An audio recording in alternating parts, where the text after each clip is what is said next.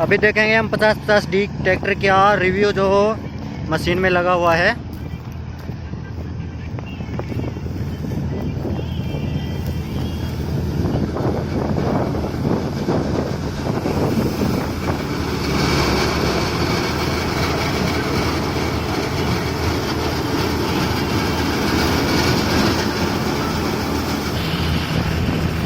ये है 50-50D tractor John Deere.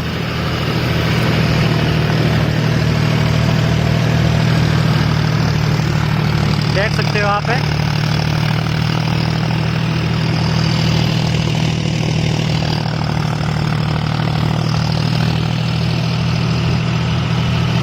₹1500 RPM में चल रहा है ये।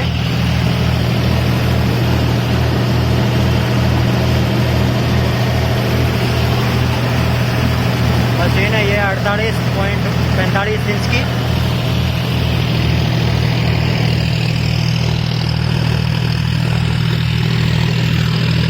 बड़े ही आसानी से चल रहा है, कोई दिक्कत नहीं हो रही है।